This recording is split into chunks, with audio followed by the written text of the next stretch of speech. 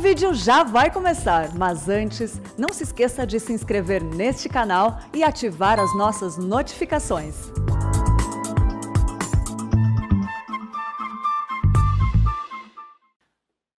Amém, graças a Deus. Pode sentar, por favor.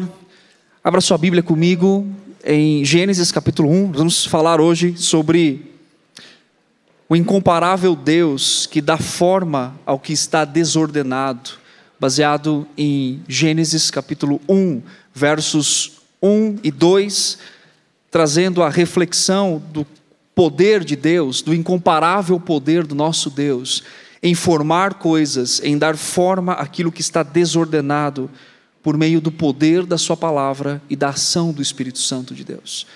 Onde o texto nos revela, na leitura, que o Espírito de Deus pairava sobre a face das águas. Então, como nós cantamos aqui, a ação, ou esse incomparável Deus que merece todo louvor e adoração, e agora em meditação da palavra vamos ver os seus atributos, alguns dos seus atributos, algumas características da sua ação na criação, que leva a vê-lo como o incomparável Deus que dá forma ao que está desordenado. Gênesis 1 e 2 diz assim: no princípio criou Deus os céus e a terra, porém estava sem forma e vazia, havia trevas sobre a face do abismo, e o Espírito de Deus pairava sobre a face das águas. Mais uma vez, versículo 1. No princípio criou Deus os céus e a terra. Vamos orar ao nosso Deus. Pai, obrigado por essa tarde em que nós estamos aqui reunidos para louvar o Teu nome, para reconhecer a Tua grandeza, e sabemos que o Senhor é incomparável. Não há nada nesse mundo, não há pessoas, não há poderes, não há bens que possam se comparar ao nome do Senhor, ao poder do Senhor, à ação do Senhor. Há homens que acham que os poderes estão em suas mãos. A nós também, muitas vezes achamos que estamos no controle da nossa vida. Mas quando nós cantamos a Ti, quando nós meditamos naquilo que cantamos, e quando nós abrimos a Sua palavra, nós sabemos que nós estamos nas mãos de um Deus soberano. Nós não controlamos nada, nós não fazemos nada, nós não criamos nada, mas vivemos no mundo criado pelo Senhor, dirigido pelo Senhor, e também a nossa história, a nossa vida, o nosso coração está sendo constantemente dirigido pelo Senhor. Obrigado, Deus, por esse momento, por este culto ao Senhor. Fale conosco, nós carecemos de ouvir a Tua voz por meio da Sua palavra. Nós precisamos nessa tarde sermos instruídos, ensinados, consolados, exortados. Nós precisamos do encorajamento do Senhor, mas também precisamos que o Senhor nos ensine em coisas que nós talvez até sabemos, mas não estamos praticando, nos esquecemos. Ajuda-nos a enxergar os pontos cegos da nossa vida e que toda ela possa glorificar o nome do Senhor. Que a nossa vida seja exatamente aquilo que Paulo nos lembra: se nós comemos, se nós bebemos, seja feito tudo para a glória do nome do Senhor. Nós oramos em nome de Jesus. Amém. Bem, hoje a nossa meditação vai ser no livro de Gênesis, falando sobre o incomparável Deus que dá forma ao que está desordenado. Nesses 2 versículos, claro que a gente vai ampliando um pouco mais a nossa reflexão a partir do momento que nós vamos caminhando aqui no nosso texto, mas quando nós falamos de Deus, ou quando nós falamos da reflexão a respeito da ação criadora de Deus, alguns pontos são importantes antes de entrarmos efetivamente na divisão nesse texto. Primeiro, é que ao ler Gênesis, Gênesis é um livro, toda a Bíblia é importante, obviamente, mas Gênesis é um livro de extrema importância, porque ela nos dá a base, ele nos dá a base de discussões e de reflexões que até hoje é a angústia do homem. Ou seja, coisas como bondade e maldade, sobre doenças, sobre aflições, sobre pandemia, sobre o homem ser como ele é, o homem pensar como ele pensa, a questão da existência humana, Talvez você em algum momento da sua vida, às vezes sabe o que eu faço? Às vezes eu estou em casa, ou eu deito antes de dormir um pouquinho, ou então eu estou na sala vendo as crianças, não sei se você já fez isso, de repente você parece que para no tempo, e aí você fica pensando assim: meu Deus, como eu nasci? Já fez essa pergunta? Você começa a perceber todo o processo, claro que você sabe de onde você veio, mas você começa a imaginar o processo complexo que isso é, desde o início de todas as coisas, quer dizer, a história de toda a criação, Ou então, às vezes eu estou em casa e as crianças estão brincando, eu olho e falo, meu Deus, eu tenho 2 filhos. Eu fui capaz, somos capazes, dotados por Deus, com a capacidade de reprodução. Isso nunca passa na sua cabeça? Às vezes você deita, ficou pensando na morte. Você fala assim, meu Deus, como que eu vou morrer, será? Já pensou nisso? Eu sei que vocês não gostam de pensar nisso, Quando alguém pensa, alguém fala assim, vamos parar com isso. Mas de alguma forma, essas questões da vida hoje do ser humano, elas estão entrelaçadas com angústias do coração. Quem é o ser humano? De onde eu vim? Para que eu estou aqui? As pessoas nunca tanto buscaram na história da humanidade significado e sentido na vida, não é assim? E aí então se busca e vai surgindo idolatrias e ídolos e questões do coração, onde a pessoa busca significado numa rede social, enquanto ela é querida ou não, enquanto ela é desejada pelas pessoas ou não, enquanto ela tem algo como bens materiais. Então, em todo o tempo, nós estamos buscando identidade e identificação. Ou então, nós até paramos para pensar assim, por que a humanidade é tão ruim assim? Por que nós agimos assim? Por que nós pensamos assim? E Gênesis, esse livro traz respostas complementares, na verdade basilares, para aquilo que há no coração de todo ser humano, para aquilo que há no nosso coração, na perspectiva do porquê tudo isso. Qual é a razão de tudo isso? Até porque se você tira Gênesis 1, 2 e 3, e depois ali 4 com Caim, o que resta no sentido de como que você vai entender o que Paulo está dizendo sobre pecado? O que você vai entender sobre identidade? O que você vai entender sobre origem? Então Gênesis e a reflexão nos traz exatamente essa perspectiva de reconhecer e de entender. Ao olharmos para Gênesis, estamos olhando para algo extremamente importante, que responde questões mais profundas do nosso coração, sobre criação, queda, redenção, dilúvio, formação das nações. Os primeiros capítulos lançam a base para tudo aquilo que nós veremos nas Escrituras. E sabe o que é o mais interessante disso? É que nós temos uma informação correta, porque durante toda a história da humanidade, homens escrevem sobre homens, não é assim? Pessoas escrevem sobre pessoas, dão interpretações sobre histórias, dão interpretações sobre acontecimento. Ou seja, ou é a partir de uma ciência, ou a partir de uma experiência, ou da própria existência em si, que eles compartilham aquilo que eles estão vendo, que eles estão percebendo. Mas quando nós olhamos para Gênesis, não é uma percepção de Moisés, é a revelação de Deus a Moisés em dizer exatamente quem é Deus, o seu ato criador, como nós surgimos, por que nós estamos aqui e qual é o objetivo da nossa vida. Então não é uma possibilidade de reflexão.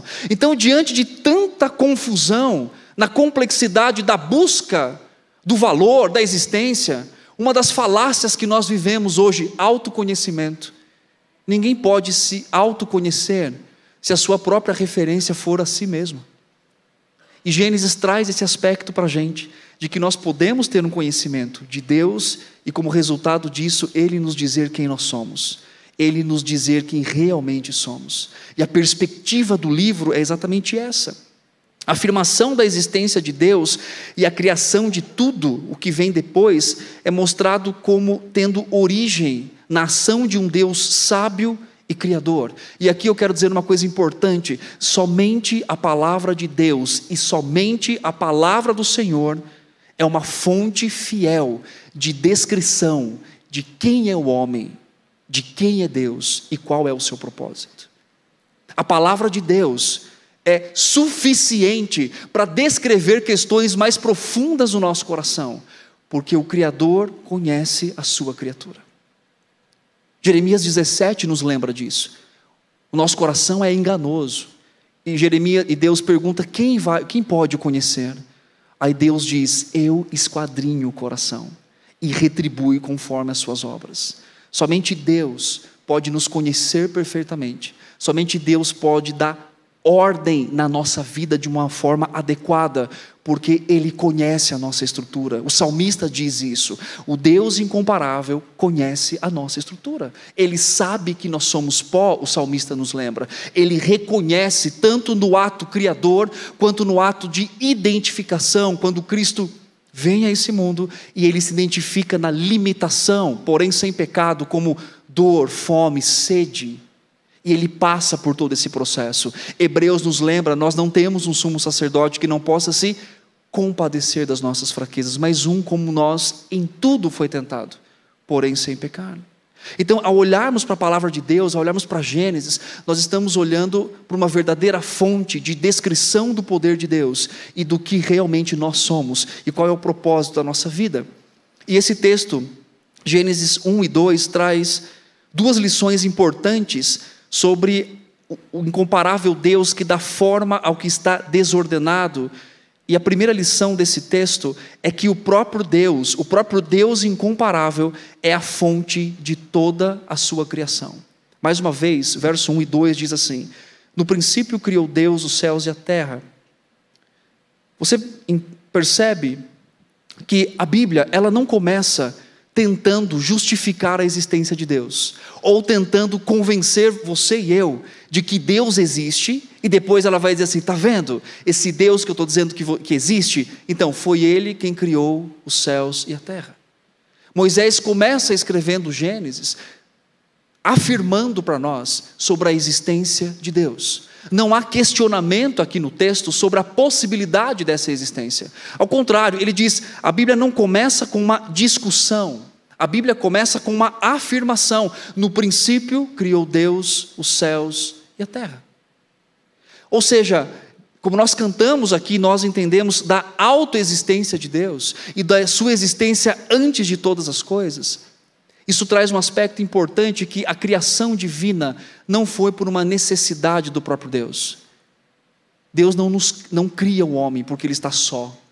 Deus não cria o homem porque ele está solitário, ele precisa de um tipo de relacionamento. Deus não cria o homem simplesmente por causa de mim, de você, por causa de nós, porque ele é autoexistente, ele existe por si mesmo. Ele não precisa de nada. Ele não precisa ser a ele acrescentado exatamente nada, porque ele é perfeito, porque ele é suficiente. Isso é uma coisa importante no princípio da nossa reflexão, é que a nossa vida, ela é pautada por uma referência transcendente, o que está além de nós. Eu só posso entender corretamente a minha vida quando eu creio num Deus autoexistente.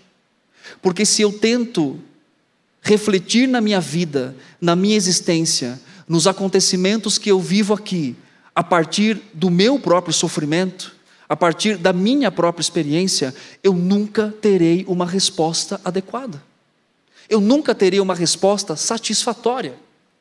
Eu nunca terei uma resposta que mostra efetivamente a verdade sobre o significado da minha identidade. Então, eu só sou o que eu sou, como homem, como pastor, como pai, porque eu tenho uma referência maior do que eu.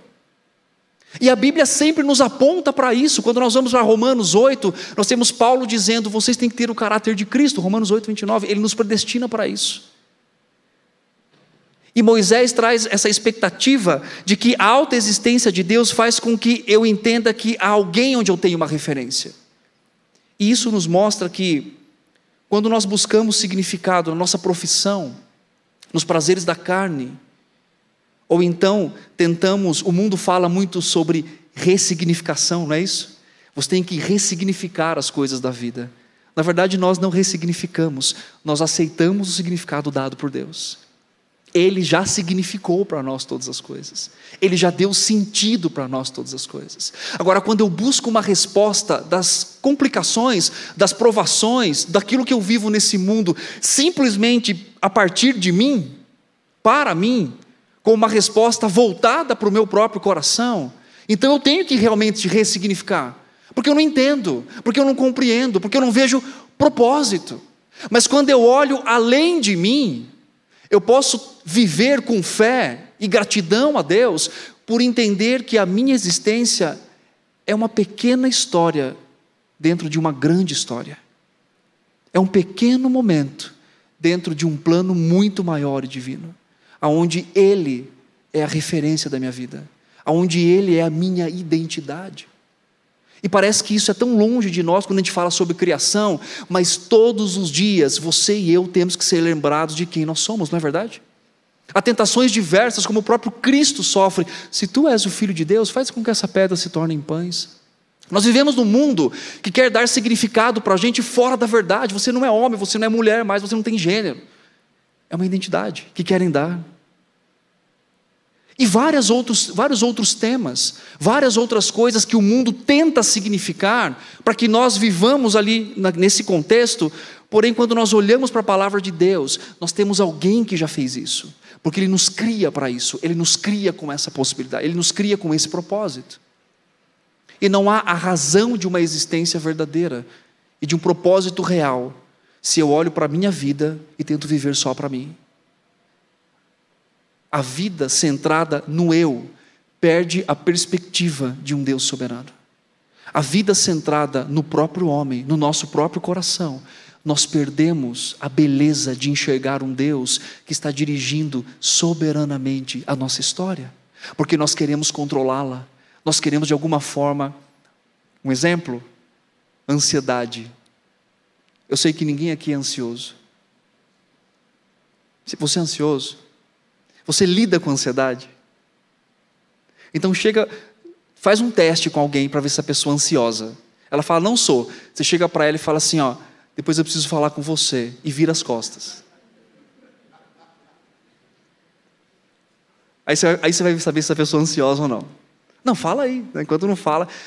Então, todas as experiências que nós vivemos aqui, às vezes é porque nós perdemos essa referência criacional. Não só no fato de saber que fomos criados e vindos do próprio Deus, mas principalmente saber que Ele ainda governa todas as coisas, que Ele rege todas as coisas.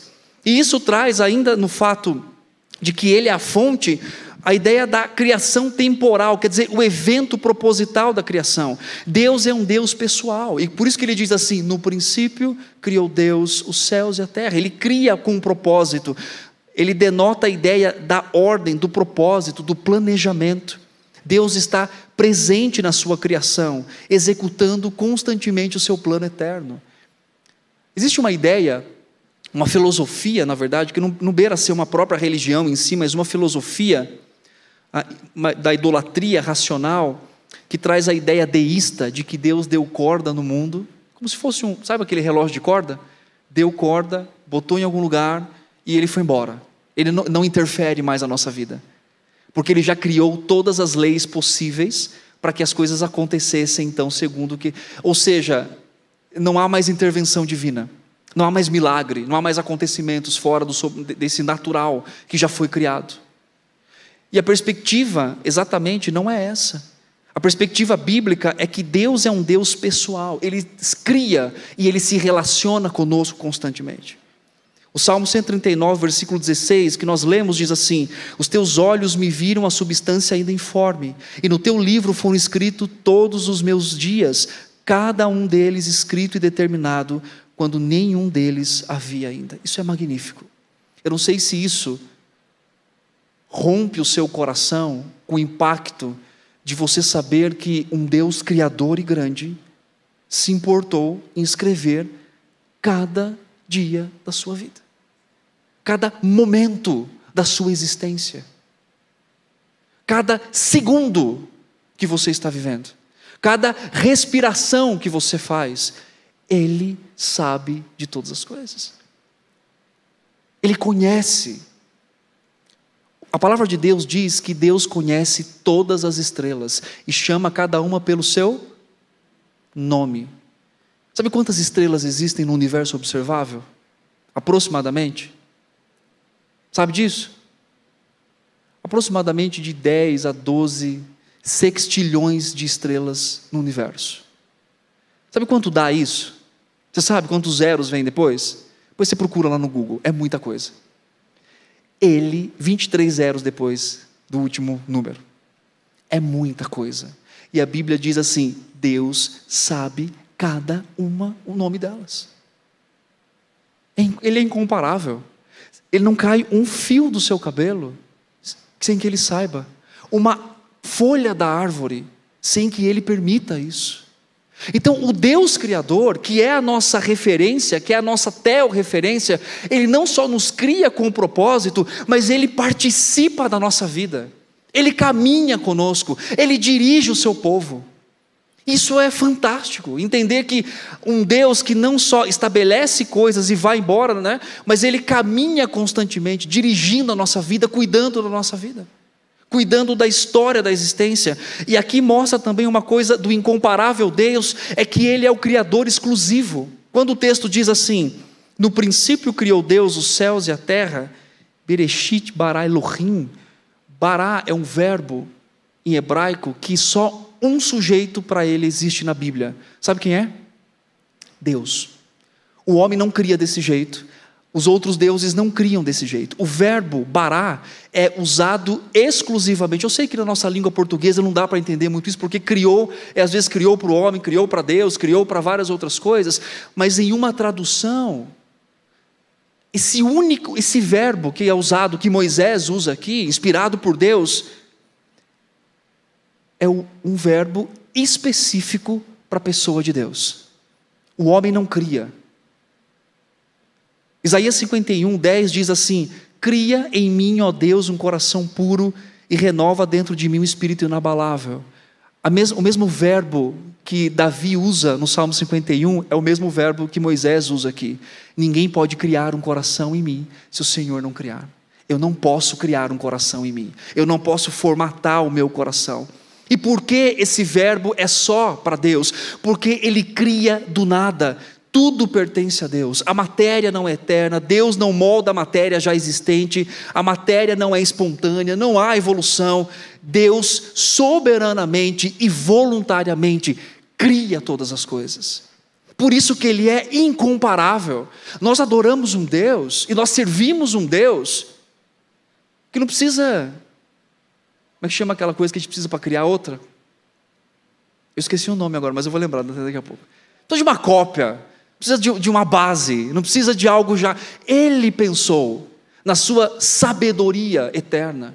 Isso que o faz, que nós cantamos aqui, incomparável Deus. Por que Ele é incomparável? Porque há atributos que é só dEle, que só pertence a Ele, que não é dado a nós, não é compartilhado a nós. E aí eu fico pensando o seguinte: Deus Criador, cria todas as coisas, do nada, ex nihilo, uma expressão que é exatamente do nada, não tinha nada ali, uma base para Ele fazer. Ele não só molda, né, a matéria não é espontânea, não é eterna, Ele é eterno, e Ele a partir disso dá vida a todas as coisas. Por isso que nós entendemos que tudo pertence a Deus. Tudo que nós somos, tudo que nós temos, não pertence a nós, pertence ao Senhor.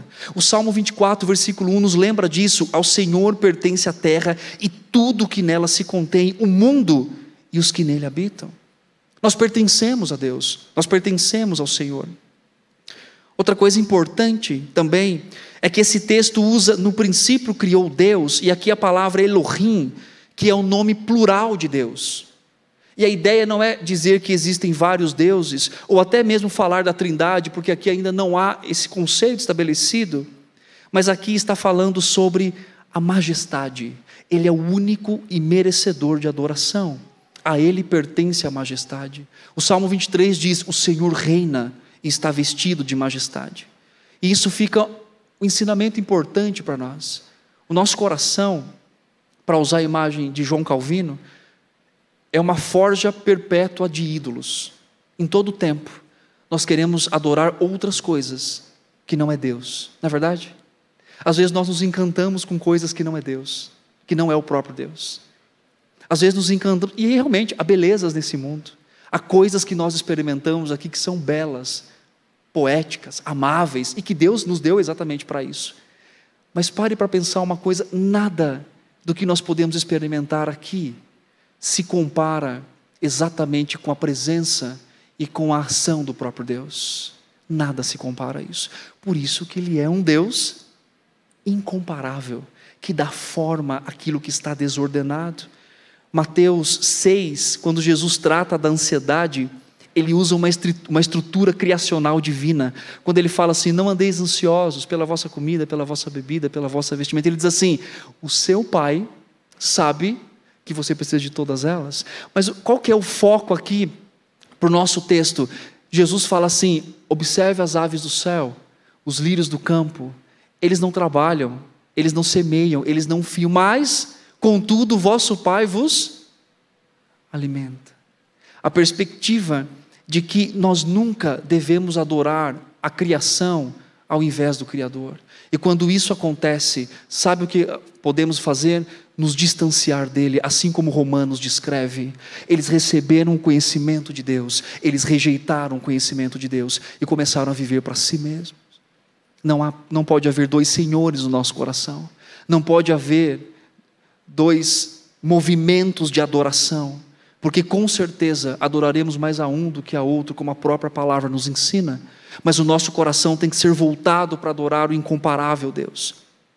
A palavra de Deus também aqui em ação por meio do seu Espírito, ainda falando sobre que Deus é a fonte dessa criação, a palavra Espírito aqui traz o aspecto de que Ele está dando forma ao que está informe, ordenando as coisas. Vai comigo no verso 2. A terra, porém, estava sem forma e vazia, havia trevas sobre a face do abismo, e quem estava lá? O Espírito de Deus fazendo o quê? Pairando. A imagem é a seguinte: Deus está proferindo coisas da sua criação, e quem está dando forma à palavra de Deus? O Espírito Santo. Ele está pairando, formando, dando forma ao que está desordenado ali. Isso traz o aspecto do ministério do Espírito Santo, que é fantástico, que é dar forma e ordenar aquilo que está desordenado. Duas coisas importantes: não é uma recriação e não é um lapso de tempo. Alguns creem assim. É literal a criação. Aqui é uma descrição resumida do que vai ser feito depois. Então não é um lapso de tempo, quando Satanás foi mandado na terra e destruiu tudo e Deus teve que recriar. Isso não é adequado interpretar o texto desse jeito, mas o processo da criação é exatamente esse. Deus cria em si a matéria e depois Ele vai dando forma a essa matéria, que Ele cria do nada, e Ele então vai formando todas as coisas, e por meio do Espírito Ele traz forma, Ele dá ordem. O Salmo 147 diz assim: Ele envia suas ordens à terra e a sua palavra corre velozmente. Dá a neve como lã e espalha a geada como cinza. Manda a sua palavra e o derrete, faz soprar o vento e as águas correm. Mostra a sua palavra a Jacó. Além desse Deus incomparável dar forma por meio do seu ato criador, da sua inferência sobre a criação, para finalizar, nós temos Deus criando aqui os céus e a terra, efetivamente, como nós começamos, e nós temos então a informação de que ela era sem forma e vazia. Essa frase, sem forma e vazia, é antônimo a céus e terra no texto. O que isso significa? Significa o processo pensante de Deus de estabelecer beleza a tudo que nós podemos contemplar hoje. Salmo 19 nos lembra disso. Os céus proclamam a glória de Deus, não é isso? O firmamento mostra, prega para a gente que existe um Deus Criador. E esse Deus inteligente, sábio, por meio da sua palavra, da ação do seu Espírito, vai dando forma àquilo que está desordenado, apresentando a beleza da criação que nós temos hoje. Inclusive, caída, mas ainda bela, não é assim? Você olha uma criação e diz: que belo é aquilo, e ainda assim existe a beleza de Deus. O que isso significa para nós e o processo pensante de Deus? Quer dizer, os céus proclamam a glória de Deus, e proclamar aqui é contar, é dizer, é revelar o que Deus está fazendo. E uma aplicação para a nossa vida, da ação desse Deus Criador por meio do seu Espírito, que é o ápice aqui da nossa reflexão, é exatamente o poder de Deus e a capacidade dele de dar forma ao que está desordenado. E isso, inclusive, na nossa própria vida. Porque quando nós pensamos em redenção, nós pensamos em redimir algo, no sentido também de formar algo que está deturpado, que está quebrado.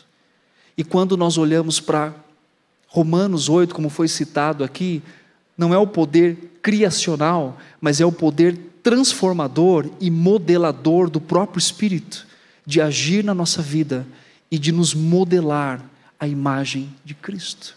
Assim como Deus dá forma à matéria e apresenta a beleza do que é a sua criação, assim também esse Deus trabalha constantemente em nós, nos modelando a imagem de Cristo Jesus. É por isso que Efésios capítulo 2 diz que nós somos feituras dele, poemas em suas mãos, onde ele prepara boas obras para nós, para que nós então andássemos nela. O fato de Deus ir formando em nós a imagem e o caráter do seu Filho, isso é o modelo ou é a ação de Deus no nosso coração. Para finalizarmos, algumas coisas importantes. Primeiro, esses versos nos revelam o caráter de Deus como Criador. Ainda que a ciência muitas vezes tente negar tal ação, a glória de Deus está sendo revelada na sua criação, e por meio da forma como nós existimos também.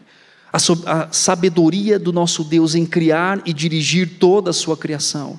Nós estamos colocados na história de Deus, num momento certo e com as pessoas certas. Quando você pensa num Deus intencional e sábio, e que planeja a sua criação, você está no momento certo, no lugar certo, na família certa, na existência certa. O problema é que o pecado dá uma atrapalhada, não é assim? Porque temos conflitos, mas nós existimos hoje pela soberania do nosso Deus, pelo planejamento dele, a atuação do Espírito Santo de Deus na nossa vida. Não há caos que Deus, por meio do seu Espírito, aplicando a sua palavra, não pode ordenar e reorganizar. Há caos por causa do pecado, mas há o processo de santificação de Deus no nosso coração. E por fim, nós devemos proclamar ao mundo o Deus Criador, a beleza da sua majestade no mundo em que vivemos. Nós devemos lembrar os nossos filhos da beleza de Deus. Nós devemos lembrar os nossos amigos da beleza incomparável de um Deus Criador. Nós devemos ter constantemente na nossa mente a referência real, viva, de que nós estamos aqui não por acaso, mas nós temos um significado, uma identidade, e o mesmo Deus que deu forma a esse mundo está formando os nossos corações. Nós estamos na história de Deus e Ele se relaciona constantemente conosco. É uma verdade que nós temos que ter todos os dias no nosso coração.